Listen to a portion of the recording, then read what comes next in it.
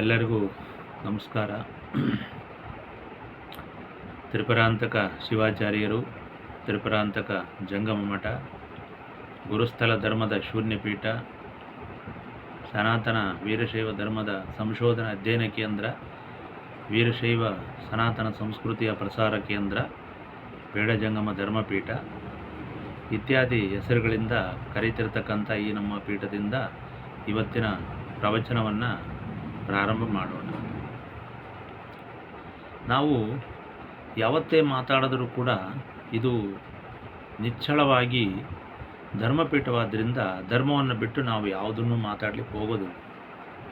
ಆದರೆ ಕೆಲವರಿಗೆ ಇವರು ಬೇರೆ ವಿಷಯನೂ ಮಾತಾಡ್ತಾರೆ ಅಂತ ಅನಿಸಿರ್ಬೋದು. ಆದರೆ ಇವೆಲ್ಲವೂ ಕೂಡ ಧರ್ಮದ ಒಳಗು ಧರ್ಮಕ್ಕೆ ಸಂಬಂಧಪಟ್ಟಂಥ ವಿಷಯವಾದ್ದರಿಂದ ಅವನ್ನ ತೊಗೊತೀವಿ ನಾವು. ಆದರೆ ಪ್ರಧಾನವಾಗಿ ನಮ್ಮದು ಧರ್ಮ ತೊಗೊತೀವಿ. ಧರ್ಮವನ್ನು ಎತ್ತಿ ಹಿಡಿಯಲಿಕ್ಕೆ, ಧರ್ಮವನ್ನು ಬೆಳೆಸಲಿಕ್ಕೆ, ಧರ್ಮವನ್ನು ಉಳಿಸಲಿಕ್ಕೆ, ಧರ್ಮದಂತೆ ನಡೆಯಲಿಕ್ಕೆ ಇತರೆ ಕೆಲವು ಕೆಟ್ಟ ಗುಣಗಳನ್ನು ಬಿಡಬೇಕು. ಉದಾಹರಣೆಗಾಗಿ ರಾಜಕೀಯ ಇತ್ಯಾದಿ ಮೋಸ, ವ್ಯಾಪಾರ ಇವುಗಳಲ್ಲಿರ್ತಕ್ಕಂಥ ಅಧರ್ಮವನ್ನು ಎತ್ತಿ ತೋರಿಸಿ ಧರ್ಮ ಮಾರ್ಗಕ್ಕೆ ತರತಕ್ಕಂಥ ವಿಷಯಕ್ಕೋಸ್ಕರ ಆ ವಿಷಯಗಳನ್ನು ನಾವು ಉದಾಹರಣೆಗೆ ತಗೊತೀವಿ, ಬಿಟ್ಟರೆ ಅನ್ಯತಾ ಅಲ್ಲ. ಆದ್ದರಿಂದ ಯಾರೂ ಕೂಡ ಇದ್ರ ಬಗ್ಗೆ ತಪ್ಪು ತಿಳಿಬಾರದು. ಈಗ ಧರ್ಮ ಯಾಕೆ ಇವರು ಬರೀ ಧರ್ಮ ಧರ್ಮ ಅಂತ ಹೇಳ್ತಾರೆ? ಇವ್ರಿಗೇನು ಮಾಡೋಕ್ಕೆ ಕೆಲಸ ಇಲ್ವೇ? ಏನು ಧರ್ಮ? ಇವರೇನು ಧರ್ಮ ಮಾಡ್ತಾರೆ? ನಾವು ಮಾಡ್ತಿರೋದಂಗಾರೆ ಧರ್ಮ ಅಲ್ವೇ? ನಾವೆಲ್ಲ ಮಾಮೂಲಾಗಿ ಮನುಷ್ಯರಾಗಿದ್ದೀವಿ, ನಮಗೆ ಮಠಗಳು ಇದ್ದಾವೆ, ನಾವು ಮನೇಲಿ ಪೂಜೆ ಮಾಡ್ತೀವಿ, ಎಲ್ಲರಂತೆ ಮನುಷ್ಯರಾಗಿದ್ದೀವಿ. ಇವ್ರು ಯಾಕೆ ಧರ್ಮ ಧರ್ಮ ಅಂತಾರೆ? ಇವ್ರದ್ದೇನು ಸ್ಪೆಷಲ್ ಧರ್ಮ, ವಿಶೇಷ ಏನಿದೆ ಅಂತೇಳಿ ಕೆಲವರಿಗೆ ಜಿಜ್ಞಾಸೆ ಮೂಡ್ಬೋದು. ಆದರೆ ಧರ್ಮಕ್ಕೂ ಮತಗಳಿಗೂ ಅಂತರ ಇದೆ ಅಂತಕ್ಕಂಥದ್ದನ್ನು ನಾನು ಭಾಳ ಹೇಳಿದ್ದೇನೆ. ಅದೇ ರೀತಿ ಧರ್ಮ ಗುರುಗಳಿಗೂ ಪ್ರವಾದಿಗಳಿಗೂ ಮತ್ತು ಅಂತರ ಇದೆ. ಸನ್ಯಾಸಿ, ಜ್ಯೋತಿಷಿ, ಮಠಾಧೀಶ ಇವಕ್ಕೆಲ್ಲ ಆರೂಢ, ಅವಧೂತ, ಇವಕ್ಕೆಲ್ಲ ಬೇರೆ ಬೇರೆ ಒಂದು ಸ್ತರಗಳಿವೆ, ಬೇರೆ ಬೇರೆ ಅರ್ಥಗಳಿವೆ, ಸಂಪ್ರದಾಯಗಳು ಬೇರೆ ಇದ್ದಾವೆ. ಆದ್ದರಿಂದ ನೀವು ಎಲ್ಲ ಒಂದೇ ಅಂತೇಳಿ ಕತ್ತೆ ಕುದುರೆ ಎಲ್ಲವನ್ನೂ ಒಂದರಲ್ಲೇ, ಎತ್ತು ಎಮ್ಮೆ ಎಲ್ಲ ಒಂದರಲ್ಲೇ ಮೇಯ್ಸಕ್ಕೆ ಹೋದರೆ ಅದು ಸಾಧ್ಯವಿಲ್ಲದ ಮಾತು. ಇದು ಅಜ್ಞಾನ ಆಗುತ್ತಿದ್ದು. ಅದರಿಂದ ಧರ್ಮ ಸೂಕ್ಷ್ಮವನ್ನು ತಿಳಿಕೊಳ್ಟಾಗ ನಾವು ಎಲ್ಲ ಅದರ ವಿಷಯಗಳನ್ನು, ಒಳ ಹೊರಗುಗಳನ್ನು, ಊರಣಗಳನ್ನು, ಅದರ ವಿಶ್ಲೇಷಣೆಗಳನ್ನು ನಾವು ಚೆನ್ನಾಗಿ ತಿಳ್ಕೋಬೇಕಾಗುತ್ತೆ. ಸುಮ್ಮನೆ ಎಲ್ಲ ಒಂದೇ ಅಂತ ಹೇಳೋಕ್ಕೆ ಹೋಗಬಾರ್ದು.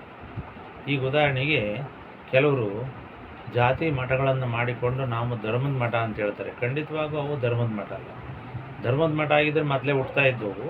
ಆಮೇಲೆ ಇನ್ನೊಂದು ವಿಷಯ ಏನಂದರೆ, ಧರ್ಮದ ಮಠ ಮೊದಲೇ ಇದ್ದಾವೆ, ಈಗ ಮತ್ತೆ ಪ್ರತ್ಯೇಕವಾಗಿ ಧರ್ಮದ ಮಠ ಅಂತ ಈಗಿರೋಲ್ಲ.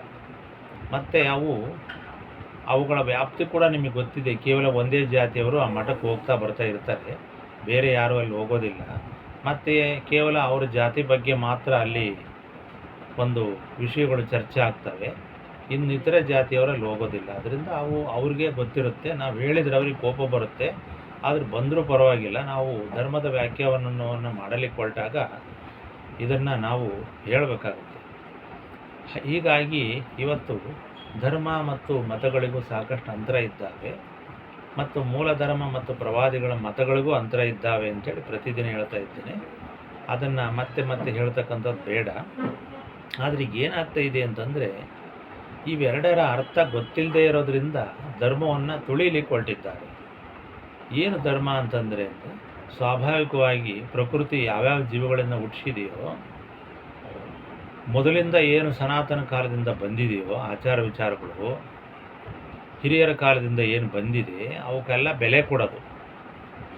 ಅವುಗಳಲ್ಲಿ ಪರಿಷ್ಕರಣೆ ಇದ್ದರೆ ಮಾಡ್ಕೋಬಹುದು, ಪರಿಷ್ಕರಣೆ ಇದ್ದರೆ ಮಾಡಲಿಕ್ಕೆ ಅಡ್ಡಿ ಇಲ್ಲ. ಸಮಕಾಲೀನವಾಗಿ ಕೆಲವು ಬದಲಾವಣೆಗಳನ್ನು ತಂದ್ಕೋಬೋದು. ಆದರೆ ಮೂಲ ಧರ್ಮವನ್ನು ಸಮೂಲಾಗ್ರವಾಗಿ ಉಚ್ಚಾಟನೆ ಮಾಡ್ತಕ್ಕಂಥದ್ದು, ಅದನ್ನು ಇನ್ನಿಲ್ಲದಂತೆ ನಾಮಾವಶೇಷ ಮಾಡ್ತಕ್ಕಂಥದ್ದು, ಇದು ಖಂಡಿತ ಇದು ಹುಚ್ಚಾಟ ಅಂತೀವಿ. ಉಚ್ಚಾಟನೆಯನ್ನು ಮಾಡ್ತಕ್ಕಂಥದ್ದು ಹುಚ್ಚಾಟ ಇದು. ಆದ್ದರಿಂದ ಇದಕ್ಕೆ ತಿಳುವಳಿಕೆ ಇಲ್ಲದವರು ಅಂತ ಕರೀತಾರೆ. ಧರ್ಮವನ್ನು ತಾನು ನಿಲ್ಲಿಸಿದರೆ, ಧರ್ಮವನ್ನು ಉಳಿಸಿದರೆ ತಮ್ಮ ಮನೆಗಳಲ್ಲಿ, ಮಠಗಳಲ್ಲಿ ಸಮಾಜದಲ್ಲಿ ಧರ್ಮ ಅಂದರೆ ಏನು ಅಂತ ಗೊತ್ತಾಗಿ ಮುಂದಿನ ಮಕ್ಕಳು ಧರ್ಮದಂತೆ ನಡೀತಾರೆ. ಧರ್ಮಕ್ಕೇನು ಹಲವಾರು ಪದರಗಳಿದ್ದಾವೆ ಅದರಲ್ಲಿ, ಒಳಪದರ, ಹೊರಪದರ, ಅಂತರ್ಪದರ, ಮಧ್ಯಪದರ ಎಲ್ಲ ಇದ್ದಾವೆ ಧರ್ಮಕ್ಕೆ. ಆದರೆ ಅದನ್ನು ತಿಳ್ಕೋಬೇಕಷ್ಟೇ. ಇವರು ಬೇರೆ ಬೇರೆ ವಿದ್ಯೆಗಳನ್ನು ಆದರೆ ಇವರು ಅದನ್ನು ಭಾಳ ಅಂತರ್ಗತವಾಗಿ ಒಳವಕ್ಕು ತಾಂತ್ರಿಕ ವಿಷಯ ಆಗಿರ್ಬೋದು, ವಿಜ್ಞಾನ ಆಗಿರ್ಬೋದು, ಸಾಫ್ಟ್ವೇರ್ ಇತ್ಯಾದಿ ಬೇರೆ ಬೇರೆ ವಿಷಯಗಳನ್ನು ಇವರು ತಮಗೆ ಬೇಕಾದರೆ ಮಾತ್ರ, ಬೇರೆ ಕೆಲವು ಕೆಟ್ಟ ವಿದ್ಯೆಗಳನ್ನು ಕೂಡ ಇವರು ಭಾಳ ಆಳವಕ್ಕು ನೋಡ್ತಾರೆ. ಆದರೆ ಧರ್ಮಕ್ಕೆ ಮಾತ್ರ ಯಾರು ಒಳವಕ್ಕೋದಿಲ್ಲ. ಸುಮ್ಮನೆ ಮೇಲ್ನೋಟಕ್ಕೆ ಧರ್ಮ ಅಂತ ಹೇಳ್ತಾರೆ. ಏನೋ ಒಂದು ಮನೆ ಮುಂದಕ್ಕೆ ಯಾರು ಭಿಕ್ಷುಕರು ಬಂದರೆ ಒಂದಿಷ್ಟು ಕಾಳೋ ಕಡ್ಡೋ ಒಂದು 2 ರೂಪಾಯಿ ಕೊಟ್ಟರೆ ಅದು ಧರ್ಮ ಅಂತ ತಿಳ್ಕೊಂಡಿದ್ದಾರೆ. ಮತ್ತು ಯಾವುದೋ ಒಂದು ಮಠಕ್ಕೆ ಒಂದು ಸ್ವಲ್ಪ ರಾಗಿನೋ ಏನೋ ಒಂದು ಸ್ವಲ್ಪ ಹಣವನ್ನು ಕೊಟ್ಟರೆ ಧರ್ಮ ಅಂತಾರೆ. ಇನ್ನೆಲ್ಲೇ ಹೋಗಿ ಒಂದು ಸ್ವಲ್ಪ ಏನೋ ಅನುದಾನ ಮಾಡಿ ಬಂದರೆ ಧರ್ಮ ಅಂತಾರೆ. ಆಮೇಲೆ ಧರ್ಮಕ್ಷೇತ್ರಗಳಿಗೆ ಹೋಗಿ ಬಂದರೆ ಅದೊಂದು ಧರ್ಮ. ಇಷ್ಟೇ ತಿಳ್ಕೊಂಡಿದ್ದಾರೆ ಬಿಟ್ಟರೆ ನಿಜವಾಗ್ಲೂ ಧರ್ಮದ ಅರ್ಥ ಯಾರಿಗೂ ಕೂಡ ಗೊತ್ತಿಲ್ಲ. ಅದಕ್ಕೋಸ್ಕರ ನಾವು ಈ ಧರ್ಮಪೀಠದಿಂದ ಧರ್ಮದ ವ್ಯಾಖ್ಯಾನವನ್ನು ನಿಚ್ಚಳವಾಗಿ ಭಾಳ ಅಚ್ಚುಕಟ್ಟಾಗಿ ಅದರ ಮೂಲ ರೂಪರೇಷೆಗಳು ಏನಿದ್ದಾವೆ ಅಂತಕ್ಕಂಥದ್ದನ್ನು ಹಳೆಯ ಗ್ರಂಥಗಳನ್ನು ಅಧ್ಯಯನ ಮಾಡಿ ನಾವು ಧರ್ಮದ ವ್ಯಾಖ್ಯಾನವನ್ನು ನಾನು ಹಲವಾರು ಸಾರಿ ಮಾಡಿದ್ದೇನೆ. ಆದರೆ ಪಾಪ ಭಾಳ ಜನಗಳ ಕಿವಿಗೆ ಹೋಗಿಲ್ಲ. ಯಾಕಂದರೆ ಹೋಗೋ ಕಾಲ ಅಲ್ಲ ಇದು. ಧರ್ಮ ಯಾರ ಕಿವಿಗೂ ಹೋಗಲ್ಲ ಇವತ್ತು. ಧರ್ಮ ಗುರುಗಳಿಗೇ ಮಠಾಧೀಶರಿಗೇ ಹೋಗ್ತಾ ಇಲ್ಲ ಅಂತಂದಾಗ ಬೇರೆಯವ್ರಿಗೇನು ಹೋಗುತ್ತೆ? ಆದ್ದರಿಂದ ಇದು ಹೋಗ್ತಾ ಇಲ್ಲ.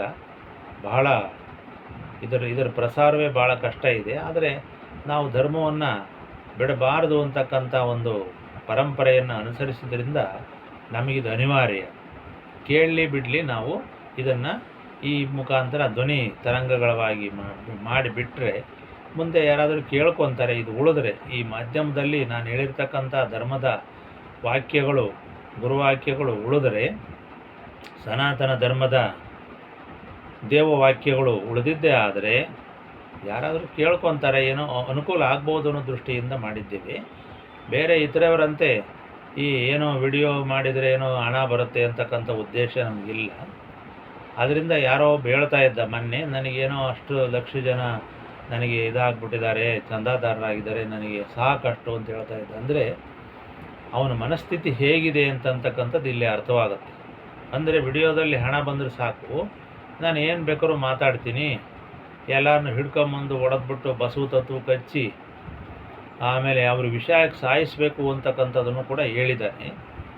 ಇದನ್ನು ಯಾವ ರೀತಿ ನೀವು ಬಸವ ತತ್ವ ಅಂತ ಕರಿತೀರಿ, ಯಾವ ರೀತಿ ಧರ್ಮ ಅಂತ ಕರಿತೀರಿ, ಇದನ್ನು ಯಾರಾದರೂ ಹೇಳ್ಬೇಕು. ಬೇರೆ ಯಾರಾದರೂ ಈ ಮಾತು ಹೇಳಿದರೆ ತಕ್ಷಣ ಅವನ್ನು ಅರೆಸ್ಟ್ ಮಾಡಿ ಇದು ಮಾಡ್ತಾಯಿದ್ರು. ಆದರೆ ನಮ್ಮ ವೀರಶೈವರು ಮತ್ತು ವೀರಶೈವ ಭಕ್ತರು ಮತ್ತು ಜಂಗಮರು, ವೀರಶೈವ ಮಠಗಳು ಎಷ್ಟು ಕರುಣಾಮಯಗಳಾಗಿದ್ದಾರೆ, ಎಷ್ಟು ಉದಾರಿಗಳಾಗಿದ್ದಾರೆ, ಎಷ್ಟು ಸಹನಾಮೂರ್ತಿ, ಶಾಂತಿ ಮೂರ್ತಿಗಳಾಗಿದ್ದಾರೆ ಅಂತ ಅನ್ನೋದಕ್ಕೆ ಇದೊಂದು ಕೈಗನ್ನಡಿ ಉದಾಹರಣೆ. ಇದು ಯಾರಾದರೂ ಕೂಡ ಇಂಥ ಮಾತನ್ನು, ಪ್ರಚೋದನಕಾರಿ ದ್ವೇಷ ಭಾಷಣವನ್ನು, ಈಗ ಇತ್ತೀಚೆಗೆ ತಾನೇ ಈಗಿನ ಸರ್ಕಾರ ದ್ವೇಷ ಭಾಷಣವನ್ನು ತಂದಿದೆ. ಇಂಥವರಿಗೆ ಅವರು ಆಧಾರಬದ್ಧವಾಗೂ ಕೂಡ ನಿಂತಿದೆ. ಇಂಥ ಗುಂಪುಗಳನ್ನು ಕೂಡ ಪೋಷಣೆ ಮಾಡ್ತಾ ಇದೆ ಅಂತಕ್ಕಂಥದ್ದು ಒಂದು ರೀತಿ ಪ್ರಚಾರದಲ್ಲಿದೆ. ಆದರೆ ನಾವು ತದ್ರೂಪವಾಗಿ ಇಂಥವರೇ ಮಾಡಿದ್ದಾರೆ ಅಂತ ಹೇಳಲಿಕ್ಕೆ ಹೋಗೋದಿಲ್ಲ. ಯಾಕಂದರೆ ಈಗ ಆಗಿರ್ತಕ್ಕಂಥ ವಿವಾದಗಳೇ ಸಾಕಷ್ಟಿರುವಾಗ ಯಾರೋ ಒಬ್ಬ ಅವಿವೇಕಿ ಏನೋ ಮಾತಾಡ್ತಾನೆ ಅಂತೇಳಿ ನಾವು ಅದಕ್ಕೊಂದು ಹಣೆಪಟ್ಟಿಯನ್ನು ಹಚ್ಚಿ ಮಾಡ್ತಿರ್ತಕ್ಕಂಥದ್ದು ನಾವು ಮಾಡೋಕ್ಕೆ ಹೋಗೋದಿಲ್ಲ. ಅವ್ರು ಮಾಡಲಿ, ಯಾಕಂದರೆ ಅವರು ಅಜ್ಞಾನಿಗಳಿದ್ದಾರೆ. ನಾವು ಗುರು ಪರಂಪರೆಯವರಾದ್ದರಿಂದ ನಮಗೆ ವಿವೇಕ ಇರೋದ್ರಿಂದ ವಿದ್ಯಾ, ವಿವೇಕ, ಸಂಸ್ಕೃತಿ, ಸಂಪ್ರದಾಯ, ಆಚಾರ ವಿಚಾರ, ಧರ್ಮಬದ್ಧತೆ ಎಲ್ಲವೂ ಇರತಕ್ಕಂಥದ್ರಿಂದ, ಧರ್ಮದ ಕಾವಲುಗಾರ ಆಗಿರೋದ್ರಿಂದ ನಾವು ಇಂಥ ವಿಚಾರಕ್ಕೆ ಹೆಚ್ಚು ನಾವು ಬೆಲೆ ಕೊಡೋಕ್ಕೆ ಹೋಗೋದಿಲ್ಲ. ಅಂತೂ ಇಂತೂ ಆ ಮಾಧ್ಯಮದಲ್ಲಿ, ಸಾರ್ವಜನಿಕ ಮಾಧ್ಯಮದಲ್ಲಿ ಒಂದು ಮಾನವ ಜನಾಂಗವನ್ನೇ ಕೊಂದು ಬಿಡಬೇಕು, ಒಂದು ಅನಾದಿ ಧಾರ್ಮಿಕ ಜನಾಂಗವನ್ನೇ ಕೊಂದೇ ಬಿಡಬೇಕು ಅಂತಕ್ಕಂಥ ಒಂದು ಈ ದ್ವೇಷ ಭಾಷಣದ ಈ ಮಾತು, ಇದರ ಮೂಲ ಇದು. ಈಗಿನ ಕೆಲವು ಮತಗಳು ಏನು ಹೇಳ್ತಿದ್ದಾರೆ, ಎಲ್ಲ ಹಿಂದೂಗಳನ್ನು ಕೊಂದುಬಿಟ್ಟು ತಮ್ಮ ಧರ್ಮವನ್ನು ಸ್ಥಾಪನೆ ಮಾಡಬೇಕು ಅಂತ, ಅದನ್ನು ಧರ್ಮ ಅಂತ ಹೇಳ್ಕೊಂತಿದ್ದಾರೆ. ಅವರು ದೊಡ್ಡ ಮನುಷ್ಯರು ಅದನ್ನು ಧರ್ಮ ಅಂತ ಹೇಳ್ತಿದ್ದಾರೆ. ಇನ್ನೊಬ್ಬರನ್ನು ಕೊಲ್ತಕ್ಕಂಥದ್ದು ಧರ್ಮವೇ? ಇದೇ ಬಸವ ತತ್ವ ಅನುಸರಣೆ ಮಾಡ್ತಕ್ಕಂಥವ್ರಿಗೆ ನಾನು ಒಂದು ಮಾತು ಕೇಳ್ತೀನಿ. ಏನಂತ ಹೇಳಿದ್ದಾರೆ ಧರ್ಮದ ಬಗ್ಗೆ ವ್ಯಾಖ್ಯಾನ ಬಸವಣ್ಣವರು? ಏನು ಹೇಳಿದ್ದಾರೆ? ದಯವಿಲ್ಲದ ಧರ್ಮವಾದ ಯಾವುದಯ್ಯ ಅಂತ ಹೇಳಿದ್ದಾರೆ. ಆಮೇಲೆ ಯಜ್ಞಕ್ಕೆ ವೈದಿಕರು ಇದನ್ನು ಓತವನ್ನು ಮೇಕೆಯನ್ನು ಬಲಿ ಕೊಡ್ತಿರ್ತಕ್ಕಂಥ ಸಂದರ್ಭದಲ್ಲಿ ನೀನು ಅಳ್ತಾ ಇದ್ದೀಯಪ್ಪ, ನಿನಗೆ ಅವ್ರು ಕೊಲ್ತಾರೆ, ಈಗ ನಿನಗೆ ಅದು ಗೊತ್ತಿಲ್ಲ ಪಾಪ, ಆದರೆ ಇನ್ನೇನು ಕೊಲ್ತಾರೆ ಅನ್ನೋ ಸಂದರ್ಭದಲ್ಲಿ ನೀನು ಅಳ್ತೀಯ, ಅದನ್ನು ಅವ್ರ ಪಾಪ ಅವರಿಗೆ ಅರ್ಥವಾಗ್ತಾ ಇಲ್ಲ, ಅದನ್ನು ನೀನು ಬಲಿ ಕೊಟ್ಬಿಡ್ತಾರಪ್ಪ ಅಂತ ಭಾಳ ಕನಿಕರದಿಂದ ದೈನ್ಯದಿಂದ ಬಸವಣ್ಣವರು ಆ ಓತವನ್ನು ಕುರಿತು ಹೇಳ್ತಿದ್ದಾರೆ. ಯಜ್ಞದ ಕಂಬಕ್ಕೆ ಬಿಗಿದಿರತಕ್ಕಂಥ ಓತನ ಕುರಿತು ಬಸವಣ್ಣವರು ಈ ರೀತಿ ಹೇಳಿದ್ದಾರೆ. ಅಂದಮೇಲೆ ಇವರಿಗೆ ಈ ವಚನಗಳ ಅರ್ಥವಾದರೂ ಗೊತ್ತಿದೆ, ವಚನಗಳನ್ನು ಅಪಾರ್ಥ ಮಾಡಿಕೊಂಡು ಇನ್ನೊಂದು ಯಾವುದೋ ವಚನ ಹೇಳ್ತಾರೆ. ಇದಕ್ಕೆ ಪುಣ್ಯಾತ್ಮರು ಇವರು, ಪುಣ್ಯಾತ್ಮರಲ್ಲ ಇವರು, ಪಾಪಾತ್ಮರೆಯ. ಆದರೆ ಇವರು ಗಂಡ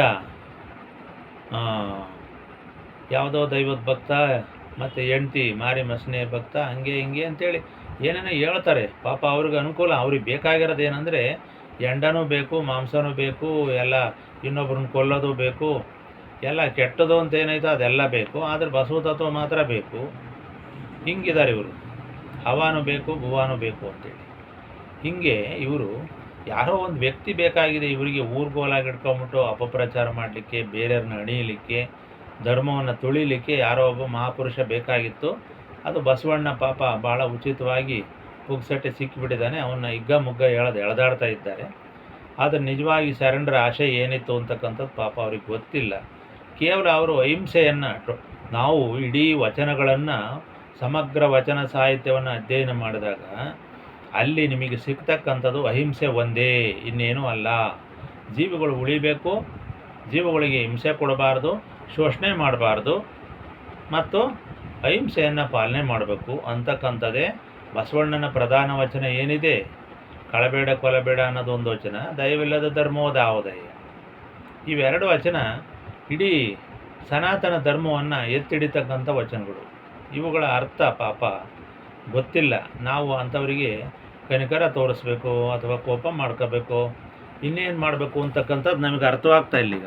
ಅಂತೂ ಎಲ್ಲ ಸಮಗ್ರ ವಚನಗಳನ್ನು ಅಧ್ಯಯನ ಮಾಡಿದಾಗ ಯಾವುದೇ ವಚನದಲ್ಲೂ ಕೂಡ ನೀವು ಕೊಂದು ತಿಂದ್ರಿ ಅಂತ ಹೇಳಿಲ್ಲ. ಆದ್ದರಿಂದ ಇಲ್ಲಿ ಧರ್ಮ ಅಂತಂದರೆ ಅಹಿಂಸೆ ಅಂತಕ್ಕಂಥದ್ದೇ ಇಲ್ಲಿ ಪ್ರಧಾನವಾಗಿರ್ತಕ್ಕಂಥ ಧರ್ಮದ ವ್ಯಾಖ್ಯಾನವಾಗುತ್ತೆ.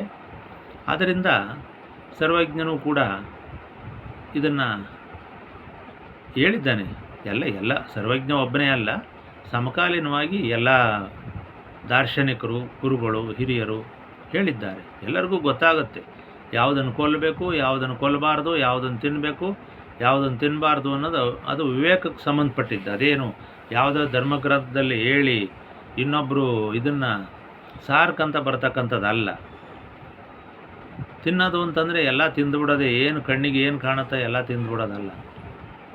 ಯಾರೋ ಪಾಪ ಬುಡಕಟ್ಟು ಜನಾಂಗದಿಂದ ಬಂದವರಿಗೆ ಪಾಪ ಅವ್ರಿಗೆ ಧರ್ಮ ಗೊತ್ತಿಲ್ಲ, ಅವ್ರಿಗೊಂದು ಸಂಪ್ರದಾಯ ಬಂದುಬಿಟ್ಟಿದೆ, ಅವರೇನೋ ತಿಂತಾರೆ. ಆದರೆ ಅಂಥ ಬುಡಕಟ್ಟು ಜನಾಂಗಗಳನ್ನು, ಕೆಳವರ್ಗದವರನ್ನು, ಅವರಲ್ಲಿರ್ತಕ್ಕಂಥ ಈ ಒಂದು ಪ್ರವೃತ್ತಿಯನ್ನು ಬಿಡಿಸಿ ಅವರಿಗೆ ಶಾಂತ ಧರ್ಮ, ಮರಳು ಧರ್ಮ, ಅಹಿಂಸೆ, ಸನಾತನ ಧರ್ಮದ ಈ ಶಿವಧರ್ಮದ ಇಂಥ ಒಂದು ಶಾಂತಮಯ ತಿರುಳುಗಳನ್ನು ಅವ್ರಿಗೆ ಉಪದೇಶ ಮಾಡಿ ಅವರನ್ನು ಮಾಂಸಾಹಾರವನ್ನು ಬಿಡಿಸಿ, ಮದ್ಯ ಮಾಂಸ ಮಾನಿನಿ ಇಂಥ ಪಂಚಮಕಾರಗಳನ್ನು ಬಿಡಿಸಿ ಅವರನ್ನು ಒಳ್ಳೆಯ ಸುಧರ್ಮಕ್ಕೆ ಕರೆತಂದರು ಇಂದಿನ ಗುರುಗಳು. ಆದ್ದರಿಂದ ತಂದ ಮೇಲೆ ಅವರು ಲಿಂಗವಂತರಾದರು. ಲಿಂಗ ಕಟ್ತಕ್ಕಂಥ ಉದ್ದೇಶವೇ ನಾನು ಮಾಂಸಾಹಾರವನ್ನು ಬಿಟ್ಟಿದ್ದೀನಿ,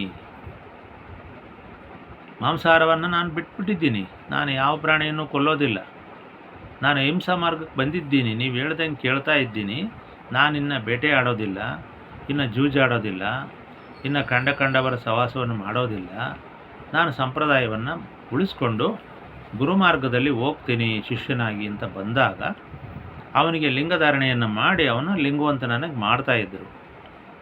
ಲಿಂಗವಂತನಾಗಿ ಮಾಡಿದ ನಿಜ, ಅದಕ್ಕೆ ಮತ್ತೊಂದು ಹೆಸರು ಕಾಡೋದು ಲಿಂಗಾಯತ ಅಂತ ಕರೆದಿದ್ದು ಅದು ಆಮೇಲಿನ ವಿಚಾರ. ಅಂತೂ ಲಿಂಗವಂತರಾಗಿ ಮಾಡಿದ ನಿಜ. ಅದಾದಮೇಲೆ ಏನಾಯಿತು, ನಾಲಿಗೆ ಚಪಲ ಹೋಗಲಿಲ್ಲ. ಯಾಕೆ ಹೋಗಲಿಲ್ಲ ಅಂದರೆ ಹಿಂದಿನ ಜನ್ಮದ ವಾಸನೆ. ಅಧ್ಯಾತ್ಮ ವಿದ್ಯೆಯಲ್ಲಿ, ವೇದಾಂತ ವಿದ್ಯೆಯಲ್ಲಿ ಹಿಂದಿನ ಜನ್ಮದ ಚಪಲಗಳಿಗೆ ವಾಸನೆ ಅಂತ ಕರೀತಾರೆ.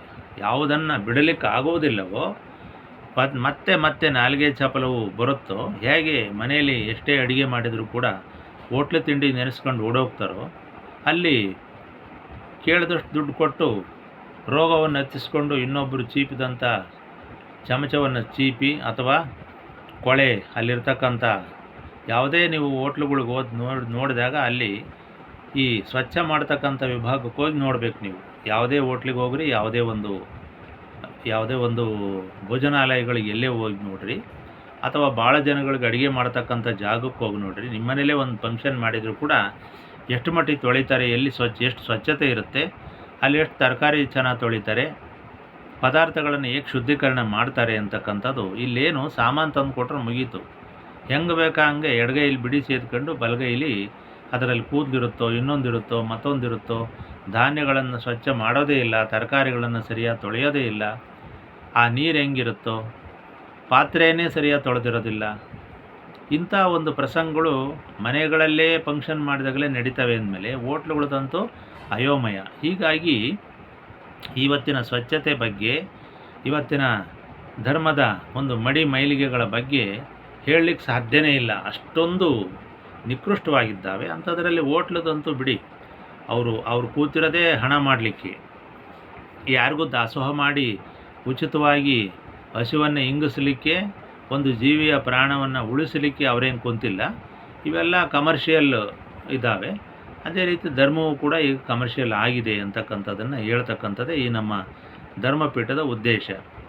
ಹೀಗಾಗಿ ಕೆಳವರ್ಗದವರನ್ನು ಮರಳಿಸಿದ್ರದ್ದು ಮರಳು ಧರ್ಮ ಅಂತಿತ್ತು, ಮತ್ತು ರೇವಣಿಸಿದ್ರದ್ದು ಒಂದು ಶಾಂತ ಧರ್ಮ ಅಂತಿತ್ತು. ಅವ್ರದ್ದು ಶಾಂತ ಪರಂಪರೆ. ಆ ಶಾಂತ ಪರಂಪರೆ ಜೈನ ಲಾಕುಳ ಧರ್ಮದಲ್ಲಿದೆ.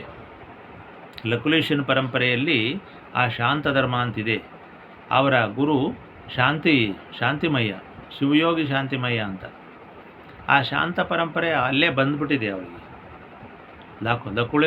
ಲಾಕುಳ ಶೈವ ಇರತಕ್ಕಂಥದ್ದು ಜೈನ ಮೂಲದಲ್ಲಿದೆ. ಅದು ಜೈನ ಧರ್ಮದಲ್ಲಂತೂ ಬಿಡಿ, ಸದ್ಧರ್ಮ ಅಂತ ಹೇಳ್ತಾರೆ ಅದನ್ನು. ಈಗ ಉಜ್ಜಯಿನಿ ಪೀಠದಲ್ಲಿ ಸದ್ಧರ್ಮ ಇದ್ದರೂ ಕೂಡ ಜೈನ ಧರ್ಮವೇ ನಿಜವಾದ ಸದ್ಧರ್ಮ. ಅದರ ಒಂದು ಅಂಶ ಇದರಲ್ಲಿ ಬಂದಿದೆ. ಈ ಶೈವ ಧರ್ಮದಲ್ಲಿರ್ತಕ್ಕಂಥ ಕೆಲವೊಂದು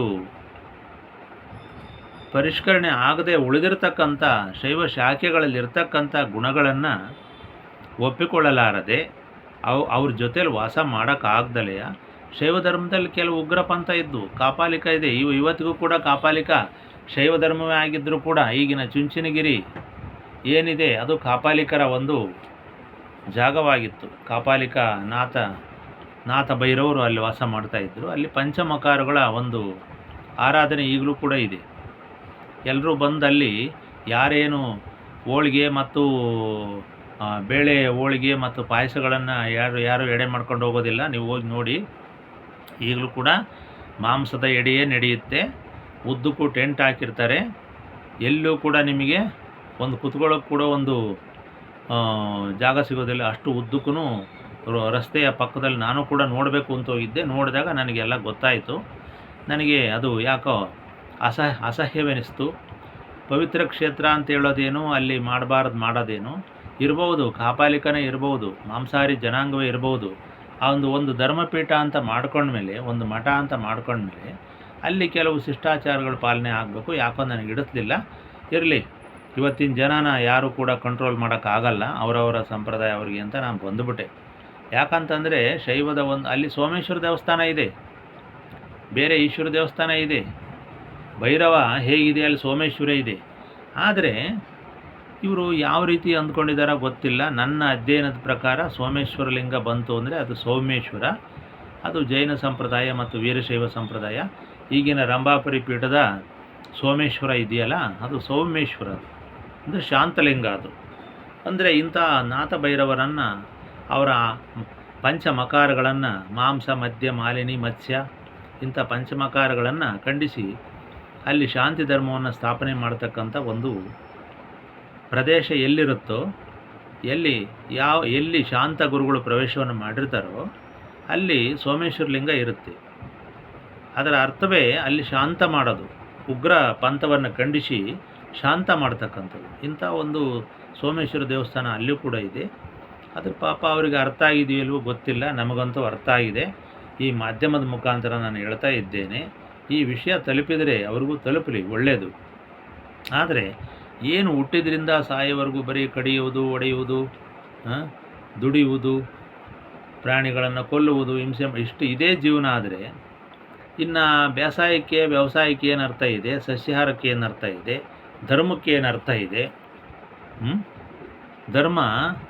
ಧರ್ಮ ಒಕ್ಕಾಲಾದರೆ ಅಧರ್ಮ ಮುಕ್ಕಾಲು, ಓದು ಒಕ್ಕಾಲಾದರೆ ಬುದ್ಧಿ ಮುಕ್ಕಾಲು ಅಂತಾರಲ್ಲ, ಹಂಗೆ ಇಲ್ಲಿ ಸಮಾಜದಲ್ಲಿ ಇವತ್ತು ಈ ರೀತಿಯಾಗಿ ನಡೀತಾ ಇದೆ. ಇವೆಲ್ಲ ಲೋಕೋರಡಿ ವಿಚಾರಗಳಾದರೂ ಕೂಡ ನಾವು ಹೇಳದಲ್ಲೇ ವಿಧಿ ಇಲ್ಲ, ಹೇಳಲೇಬೇಕಾಗಿದೆ. ಧರ್ಮಪೀಠ ಅಂತ ಮಾಡ್ಕೊಂಡ್ಮೇಲೆ ಧರ್ಮದ ವಿಷಯ ಹೇಳುವಾಗ ಇದನ್ನು ಹೇಳಬೇಕು. ಸಾರಾಸಗಟಾಗಿ ಉದ್ದ ಗುತ್ತ ಮೊಳಕಾಲುದ್ದ ಅಂತ ಹೇಳಿದ್ರೆ ತಪ್ಪಾಗುತ್ತೆ. ಅದಕ್ಕೋಸ್ಕರ ಈಗ ಇಂಥ ಕೆಲಸಗಳು ನಡೀತಾ ಇದ್ದಾವೆ. ಒಟ್ಟಾರೆಯಾಗಿ ಅಲ್ಲಿ ಕ್ಷೇತ್ರ ಅಂತ ಹೇಳೋದೇನು, ಅಲ್ಲಿ ನಡೀತಿರ್ತಕ್ಕಂಥದ್ದು ಅದೇ. ಈಗಲೂ ಕೂಡ ಎಲ್ಲ ಲಿಂಗವಂತ ಜನಾಂಗದರು ಕೂಡ ಕದ್ದು ಮುಚ್ಚಿಯಾದರೂ ಹೋಗಿ ಎಲ್ಲರೂ ಏನಾದ್ರು ತಿಂದು ಕುಡಿದು ಬರ್ತಾರೆ. ಇದು ತಮ್ಮ ಸ್ವೇಚ್ಛಾಚಾರಕ್ಕೆ ಹಿಡಿದಂಥ ಕೈಗನ್ನಡಿ. ಮತ್ತು ಮನುಷ್ಯನ ಅವನು ಧಾರ್ಮಿಕ ಅಂತ ಹೇಳ್ಕೊಂಡು ಕೂಡ, ಲಿಂಗಧಾರಿ ಅಂತ ಹೇಳ್ಕೊಂಡು ಕೂಡ ಮಾಡತಕ್ಕಂಥ ಕೆಲವು ಅವಿದ್ಯೆಗಳಿವೆ, ಅನರ್ಥಗಳು, ಅನಾಚಾರಗಳು ಅಂತ ಹೇಳದೆ ವಿಧಿಯಿಲ್ಲ. ಹೀಗಾಗಿ ಧರ್ಮದ ವ್ಯಾಖ್ಯಾನ, ಧರ್ಮದ ಅರ್ಥ ಇವತ್ತಿಗೂ ಕೂಡ ಯಾರಿಗೂ ಗೊತ್ತಿಲ್ಲ.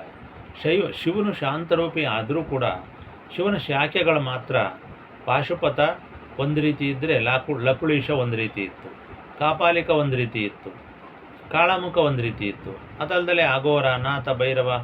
ಈಗಲೂ ಕೂಡ ಶಿವನ ಶೈವ ಪಂಥದಲ್ಲಿ ಎಲ್ಲರೂ ಶಿವಭಕ್ತರು. ಯಾಕೆಂದರೆ ವಿಧಿ ಇಲ್ಲ, ಇಲ್ಲಿ ಭಾರತದಲ್ಲಿ ಶಿವನ ಬಿಟ್ಟರೆ ಬೇರೆ ಧರ್ಮವೇ ಇರಲಿಲ್ಲ. ಆದರೆ ಎಲ್ಲ ಶಿವ ಅಂತ ಇದ್ದರು. ಶಿವ ಅಂತಲೇ ಕಳ್ಳತನ ಮಾಡೋರಿದ್ದಾರೆ ಅಂತ ನಾನು ಭಾಳ ಹೇಳಿದ್ದೀನಿ.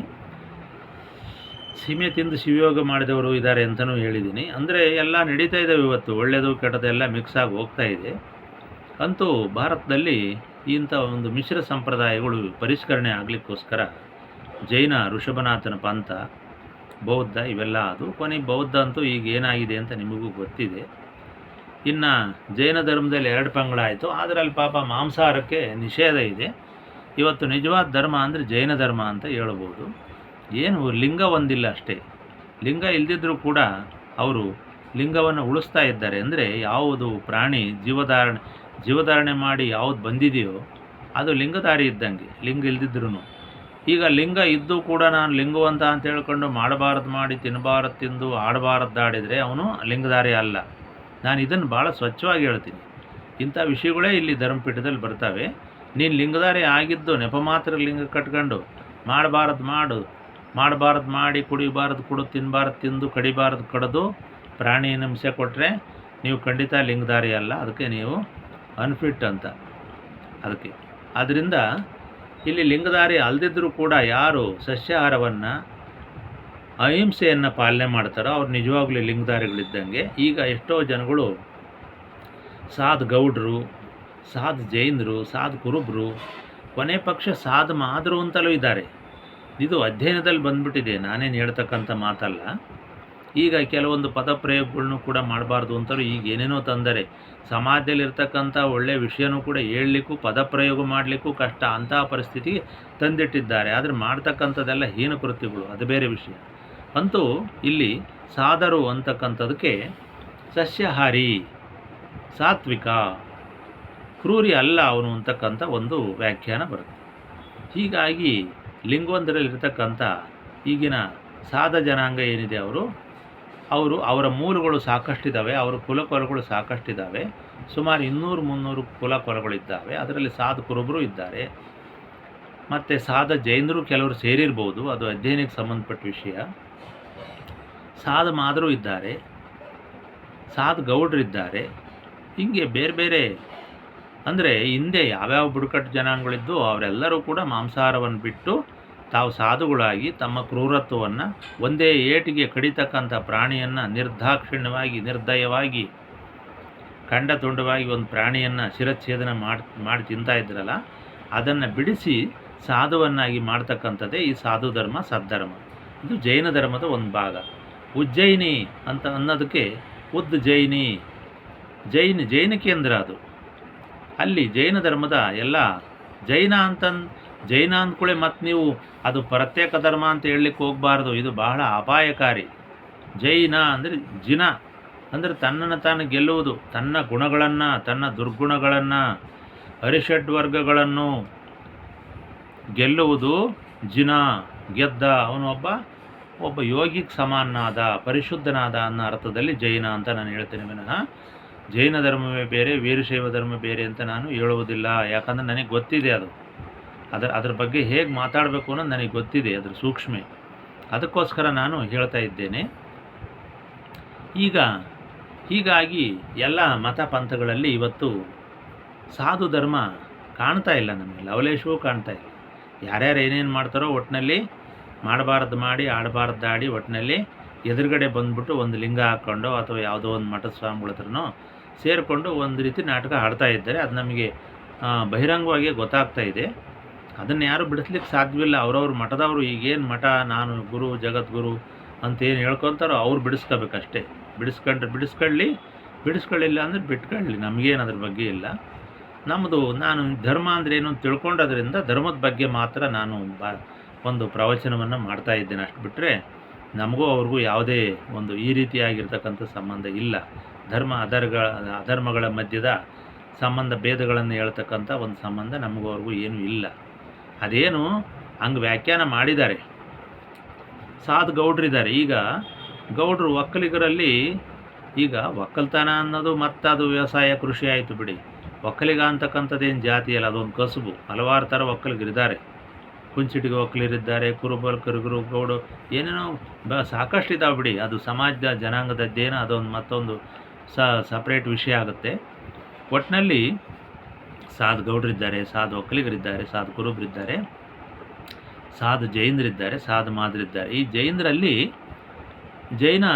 ಜೈನದ ಒಕ್ಕಲು ದೀಕ್ಷೆಯನ್ನು ಮಾತ್ರ ಕೊಡ್ತಾರೆ. ಒಕ್ಕಲ ದೀಕ್ಷೆ ಅಂತ ಅಂದರೆ ನಾವು ಜೈನರು ಅಂತ ಹೇಳ್ಕೊಂಡು ಮಾಂಸಾಹಾರ ಇಲ್ದಂಗೆ ಸಸ್ಯಾಹಾರದಲ್ಲಿ ಜೀವನ ಮಾಡ್ತಾರೆ. ಅವರಿಗೆ ಲಿಂಗ ಇರೋದಿಲ್ಲ. ಇಂಥ ಲಿಂಗ ಇಲ್ಲದೆ ಇರತಕ್ಕಂಥ ಭಾಳ ಸಾಧು ಜನಾಂಗಗಳು ಇವತ್ತು ಸಮಾಜದಲ್ಲಿ ಸಾಕಷ್ಟು ಇದ್ದಾವೆ. ಅಂಥ ಒಂದು ಜನಾಂಗವೇ ಇವತ್ತಿನ ಸಾಧು ಜನಾಂಗದ ಮೂಲ. ಹೀಗಾಗಿ ಅದು ಯಾವುದೋ ಕಾಲದಲ್ಲಿ ಏನೋ ಆಗಿ ಯಾವ್ಯಾವುದೋ ಇತಿಹಾಸದ ಒಂದು ವಿಷಯಗಳು ಅದರಲ್ಲಿದ್ದಾವೆ. ಆದ್ದರಿಂದ ನಾನು ಯಾಕೆ ಈ ವಿಷಯವನ್ನು ಹೇಳಿದೆ ಅಂದರೆ ಈ ರೇವಣಸಿದ್ಧರದ್ದು ಶಾಂತ ಧರ್ಮ ಇತ್ತು ಅಂತಕ್ಕಂಥದಕ್ಕೆ ಇದೊಂದು ನಿದರ್ಶನ. ಅವರು ಜೈನ ಬ್ರಾಹ್ಮಣ ಲಾಕೋಳ ಮೂಲದವರು ಅಂತಕ್ಕಂಥದ್ದು ನನಗೆ ಗೊತ್ತಾಗಿದ್ದರಿಂದ, ಸ್ಪಷ್ಟವಾಗಿ ಅಧ್ಯಯನದಲ್ಲಿ ಸಂಶೋಧನೆಯಲ್ಲಿ ಗೊತ್ತಾಗಿದ್ದರಿಂದ ನಾನು ಈ ಮಾತನ್ನು ಹೇಳಿದೆ. ಅದೇ ರೀತಿ ಅವರು ತಮ್ಮ ಶಿಷ್ಯ ಮರಳುಸಿದ್ದರು. ಅವ್ರದ್ದು ಮರಳು ಧರ್ಮ, ತಮ್ಮ ಶಿಷ್ಯರೇ ಮರಳುಸಿದ್ರು ಆಗಿದ್ದರೂ ಕೂಡ ಮರಳುಸಿದ್ರದ್ದು ಒಂದು ಪ್ರತ್ಯೇಕವಾಗಿರ್ತಕ್ಕಂಥ ಪರಂಪರೆ ಇದೆ. ಯಾವುದೇ ಕಾರಣಕ್ಕೂ ನೀವು ರೇವಣಸಿದ್ಧರ ಶಿಷ್ಯ ಮರಳುಸಿದ್ಧ ಅಂತಕ್ಕಂಥದ್ದನ್ನು ಅದೇ ವಿಷಯವನ್ನು ಹೇಳ್ತಾ ಹೋಗಬಾರ್ದು. ಮರಳುಸಿದ್ರದ್ದು ಒಂದು ಪ್ರತ್ಯೇಕ ಪಂಥ ಇದೆ. ಅವರು ಕೂಡ ಜೈನ ಮೂಲದವರೇ. ಯಾವುದೋ ಒಂದು ಕಾಲದಲ್ಲಿ ಸಮಕಾಲೀನವಾಗಿ ಗುರು ಶಿಷ್ಯರಾಗಿರ್ಬೋದು. ಆದರೆ ರೇವಣಸಿದ್ಧರ ಪರಂಪರೆಯೇ ಬೇರೆ ಇದೆ, ಮರಳುಸಿದ್ಧರ ಪರಂಪರೆಯೇ ಬೇರೆ ಇದೆ. ಉಜ್ಜಿನಿ ಮೂಲದಲ್ಲಿ, ಮಧ್ಯಪ್ರಸಿದ್ಧ ಉಜ್ಜಿನಿಯಲ್ಲಿ ಜೈನ ಧರ್ಮ ಒಂದು ಕಾಲದಲ್ಲಿ ಬಹಳ ಉಚ್ಛ್ರಾಯ ಸ್ಥಿತಿಯಲ್ಲಿತ್ತು. ಅಲ್ಲಿ ಬರಗಾಲ ಕ್ಷಾಮಡಾಮರ ಬಂದಾಗ ಅಲ್ಲಿರ್ತಕ್ಕಂಥ ಜೈನ ಮುನಿಗಳು ಶ್ರವಣಬೆಳಗೊಳಕ್ಕೆ ಬಂದರು ಅಂತಕ್ಕಂಥದ್ದು. ಮತ್ತು ಆ ಮಧ್ಯಪ್ರದೇಶದಲ್ಲಿ ಆಳ್ತಿದ್ದಂಥ ಗುತ್ತರಾಜರು ಈ ಉಜ್ಜಿನಿಗೆ ಬಂದರು. ಆ ಉಜ್ಜಿನಿಯೇ ಈ ಉಜ್ಜಿನಿ ಆಯಿತು ಅಂತಕ್ಕಂಥದ್ದು ಒಂದು ವಿಷಯ. ಹೇಗೆ ತಾಳಿಕೋಟೆಯಿಂದ ಕುರುಬರು ಬಂದರು, ತಾಳಿಕಟ್ಟೆ ಮಾಡಿಕೊಂಡ್ರು, ಮತ್ತು ಆ ಉಜ್ಜಯಿನಿಯಿಂದ ಇಲ್ಲಿಗೆ ಬಂದು ಕುರುಬರು ಈ ಉಜ್ಜಿನಿ ಪೀಠದ ಪಕ್ಕದಲ್ಲಿ ಉಜ್ಜಿನಿಯಲ್ಲಿ ಇದ್ದಾರೋ, ಹೀಗೆ ಹಲವಾರು ಮರಿ ಉಜ್ಜಿನಿಗಳು ಇದ್ದಾವೆ. ಇವೆಲ್ಲ ಸಮಾಜದಲ್ಲಿ ನಡೆದಿದ್ದಾವೆ, ಅಧ್ಯಯನಗಳಿಂದ ಗೊತ್ತಾಗ್ತವೆ. ಹೀಗಾಗಿ ಈ ಬೇರೆ ಬೇರೆ ಜನಗಳು ವಲಸೆ ಬಂದಾಗ ಅದಕ್ಕೆ ಸಂಬಂಧಪಟ್ಟಂಥ ಒಂದು ಕೇಂದ್ರಗಳನ್ನು ಅವರು ಮಾಡ್ಕೊಂಡಿದ್ದಾರೆ. ಅಂತೂ ಉಜ್ಜಯಿನಿ ಅಂತಂದರೆ ಅದರ ಮೂಲ ಉಜ್ಜಯಿನಿ ಅಂದರೆ ಉದ್ಧಾರ ಮಾಡ್ತಕ್ಕಂಥ, ಮನುಷ್ಯನನ್ನು ಎತ್ತತಕ್ಕಂಥ.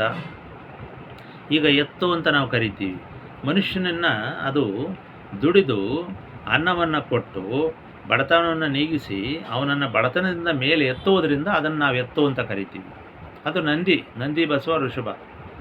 ಈಗ ಮತ್ತೆ ಅದಕ್ಕೆ ಋಷಭ ಅಂದ್ಕೊಳ್ಳೆ, ನಂದಿ ಅಂದ್ಕೊಳ್ಳೆ, ಎತ್ತು ಅಂದ್ಕೊಳ್ಳೆ, ಮತ್ತೆ ಅದಕ್ಕೆ ಬೇಜಾರು ಮಾಡ್ಕೊಳ್ಳೋ ಜನ ಇದ್ದಾರೆ. ಆದರೆ ಅವರಿಗೆ ಅದರ ಅರ್ಥಗಳು ಗೊತ್ತಿಲ್ಲ. ಕಲ್ಯಾಣದಲ್ಲಿ ಬಸವಣ್ಣ ಹುಟ್ಟಿದ್ದು ಬೇರೆ, ಹಿಂದಿನ ಕಾಲದಿಂದ ನಂದೀಶ್ವರ ಎತ್ತು, ರೈತರಿಗೆ ಎತ್ತು, ಯಾವ ಕಾಲಕ್ಕೂ ಕೃಷಿ ಪ್ರಧಾನವಾದ ದೇಶದಲ್ಲಿ ನಮ್ಮ ಹರಪ್ಪ ಮಹೇಂದ್ರ ಸಂಸ್ಕೃತಿಯಲ್ಲೇ ಗೂಳಿ ಬಂದುಬಿಟ್ಟಿದೆ. ಮತ್ತು ಎಲ್ಲ ಶಿವನ ದೇವಸ್ಥಾನಗಳಲ್ಲೂ ನಂದಿ ಇದೆ, ಪುರಾಣಗಳಲ್ಲೂ ಇದೆ, ಎಲ್ಲ ಕಡೆ ಇದೆ ಬಿಡಿ, ಆಗಮಗಳಲ್ಲಿದೆ. ಅದರ ಬಗ್ಗೆ ಏನು ಜೈನ ಧರ್ಮದಲ್ಲೂ ನಂದಿಯ ಮೂರ್ತಿಗಳು ಇರ್ತವೆ, ಋಷಭನಾಥನ ಮೂರ್ತಿ ಇರ್ತವೆ.